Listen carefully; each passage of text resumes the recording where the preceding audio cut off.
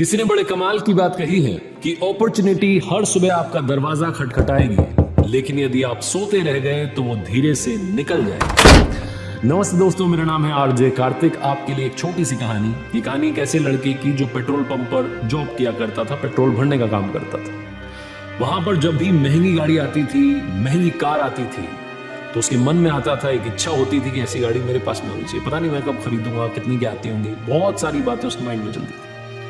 एक दिन petrol pump पर उस शहर की सबसे महंगी गाड़ी आई। वो देखने में पता चल रहा था कि ऐसी गाड़ी तो हमारे यहाँ पर है ही नहीं। जब वो पेट्रोल भरने लगा तो उस कार को निहारने लगा। उसकी सुंदरता के सामने बेबस हो गया, सराहा नहीं गया। पूछ लिया इसने, जो अंदर आदमी बैठा हुआ था उससे, कि सर एक बात बताइए, गाड़ी कितने की?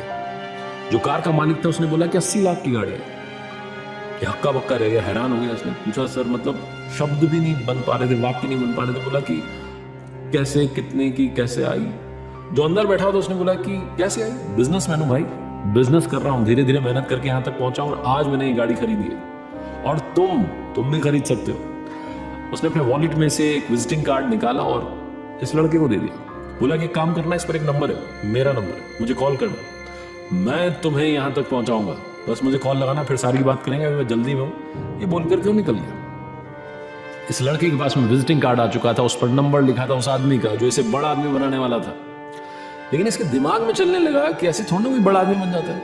पता नहीं क्या गलत काम करवाएगा, गलत धंधे करता हुआ, पता नहीं क्या करता हुआ, मेरी जिंदगी तबाह हो जाएगी, वो पता नहीं क्या सोचता। 4-5 घंटे तक जब तक इसकी ड्यूटी वहां पूरी नहीं हुई, तब तक यही उधेड़ बुन में लगा रहा कि कॉल करूं कि ना करूं, क्या करना चाहिए।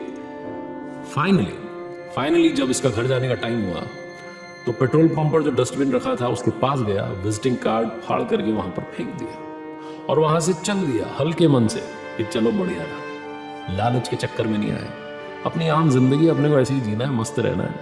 इसी खुशी में घर चला गया। अगले दिन फिर से आया, फिर से महंगी गाड़ी आने लगी। वो सपना तो माइंड में था कि मुझे महंगी कार खरीदनी है, लेकिन अब पूरा कैसे हुआ? मौका तो आया था, वो चला गया। इसने समझ लिया कि अपने बस की बात नहीं, अपन छोड़ो, अपन मस्त रहो, यहाँ पे नौकरी करते। 2 साल, 3 साल, 4 साल, 5 साल बाद में उस पेट्रोल पंप पर वैसी ही एक और महंगी गाड़ी आई, लेकिन उस महंगी कार में अब की बार दूसरा आदमी बैठा था, जिसने कहा भैया पेट्रोल भर दो। कोइंसिडेंटली यही था जो पेट्रोल भरने वाला लड़का था, इसने पेट्रोल भरा।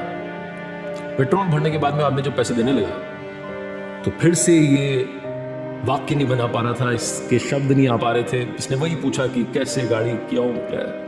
जो अंदर बैठा था हंसने लगा। उसने बोला, भाई भूल गए क्या?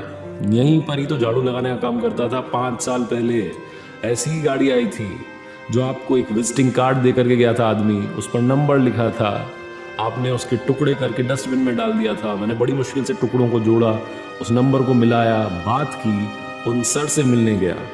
उन्होंने मुझे बिजनेस करना सिखाया। पहले तो ऐसे एम्प्लॉय के तौर पे मुझे रखा, फिर लीडर बनाया, टीम लीडर, ये वो। धीरे धीरे धीरे मेरी स्किल से इतने इंप्रेस हुए कि मुझे आज बड़ा प्रमोशन मिल गया है। और अभी 2 महीने पहले मैंने ये गाड़ी खरीदी कि वही 80 लाख वाली गाड़ी।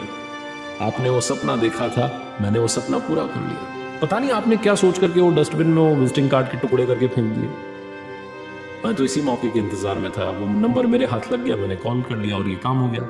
ये बोल करके वो हंसता हुआ मुस्कुराता हुआ निकल गया। ये लड़का वहीं पेट्रोल पंप पर खड़ा रहा। छोटी सी कहानी, लेकिन हमें ये सिखाती है कि लाइफ में अपॉर्चुनिटी जब आती है तो दोनों हाथों से उसे स्वीकार करना चाहिए, ग्रैब करना चाहिए। लाइफ में अपॉर्चुनिटीज को एक्सेप्ट करना चाहिए, चैलेंजेस को एक्सेप्ट करना चाहिए, मौके पर चौका लगाना चाहिए। वरना हम पछताते रह जाते हैं कि काश 3 साल पहले ऐसा कर लिया होता, 4 साल पहले मेहनत कर ली होती, कुछ हो जाता मेरी लाइफ का।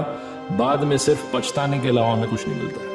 इसीलिए एक बार फिर से कहना चाहता हूं, ऊपर वाले के आशीर्वाद के साथ, अपनी सच्ची मेहनत के साथ और अपनों के प्यार के साथ कर दिखाओ कुछ ऐसा कि दुनिया करना चाहे आपके जैसा।